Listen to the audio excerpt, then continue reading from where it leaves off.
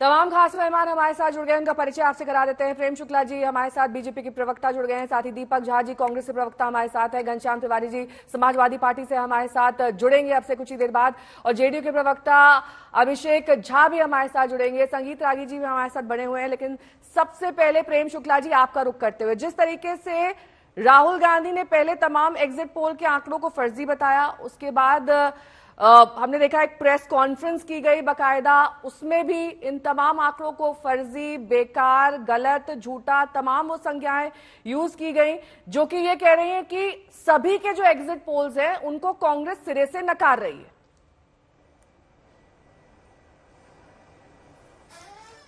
देखिए, आप तो जानते हैं कि आपके आंकड़े फर्जी नहीं हैं।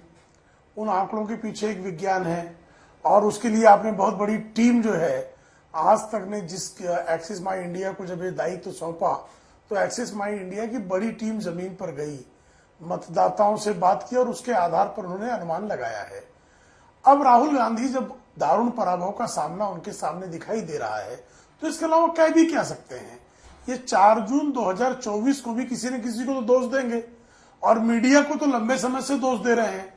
नाच नावे आंगन टेढ़ा के चक्कर में श्रीमान राहुल गांधी और उनकी जो पूरी टीम है, वो 2014 से 2019 में 2024 में लगातार जितने विधानसभा चुनाव होते हैं, यहां तक कि स्थानीय निकाय चुनाव में भी इनकी स्थिति ये रहती है कि लगातार मीडिया को कोसने का काम, निर्वाचन आयोग को कोसने का काम, और यहां तक कि उनके रणदीप सुरजेवाला ने तो जनता को, मतदाताओं को दैत्य तक कह दिया।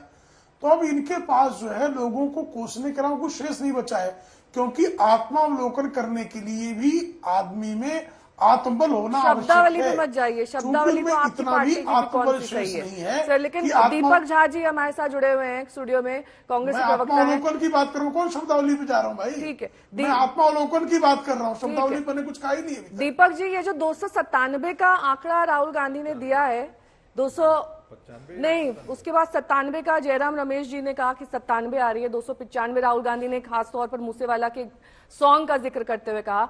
दीपक जी, ये इंटरनल सर्वे में आपके सामने आया है क्या? किस तरह का ये मंथन हुआ है जिससे ये पर्टिकुलर एक फिगर आई है आपकी पार्टी के? देखिए, 295 से प्लस है, 97 भी हो सकता है, 300 भी हो सकता है। बात है कि शब्दावली भाजपा वाले याद कर रहे थे, बड़ी बड़ी पुरानी बातें याद कर रहे थे। तो शुक्ला जी आपको बता दें कि देश का प्रधानमंत्री जब मंच से भाषण देता है और कहता है विपक्ष मुजरा करेगा, तो बड़ी शोभा देती है आपको ये भाषा, और आपको मुबारक हो आपके संस्कार, और प्रधानमंत्री जी को भी मुबारक हो संस्कार। बात यह है कि आज आप हार की कगार पे हैं, कहते हैं बकरे की मां कब तक खैर मनाएगी, तो 2 दिन की बात है, चला चली की बेला है, जवान फिसल रही है शुक्ला जी आपके, तो कोई बात नहीं, 2 दिन कल तक आप इस एग्जिट पोल के साथ खुश हो जाइए। मैं तो कह रहा हूं, बात यह है कि विपक्ष ने चुनाव मुद्दों पे लड़ा था जी, और भाजपा ने चुनाव जुमलों पे लड़ा था। तो जनता को अभी तय करना है, जनता का जो मत है वो पेटियों में बंद हो चुका है, बैलेट उसमें, और अब रिजल्ट आने वाला है। बात चुनाव आयोग की बात करते हैं, चुनाव आयोग ने क्या कार्रवाई किया नरेंद्र मोदी जी के ऊपर, जब खुलेआम मंचों से भाषण देते हैं और धर्म और संप्रदाय के नाम पे देश को बांटते हैं?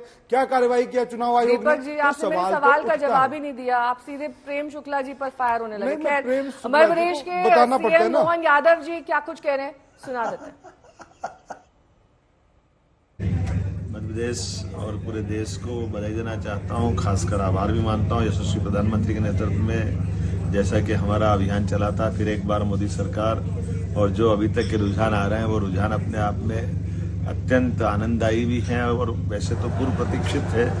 यद्यपि हम सब जानते हैं कि एक बार रिजल्ट आने के बाद इसका जो आनंद आता है वो अलग बात रहती है। 4 तारीख को रिजल्ट भी आएगा, रुझान आए हैं, और रुझान में जो बता रहे हैं कि मध्य प्रदेश 29 की 29 सीट, इसके साथ साथ हमारी अपनी देश भर में 365-70 के ऊपर तक एनडीए की जो सीटें जा रही है, ये यशस्वी प्रधानमंत्री के नेतृत्व में जो कहा था वो करके दिखा रहे हैं। मैं अपनी ओर से एक बार फिर देशवासियों का, प्रदेशवासियों का आभार भी मानता और उम्मीद करता हूं कि आपका प्रेम बना रहेगा। यशस्वी प्रधानमंत्री के नेतृत्व में फिर देश आगे बढ़ेगा। मेरी अपनी ओर से बधाई।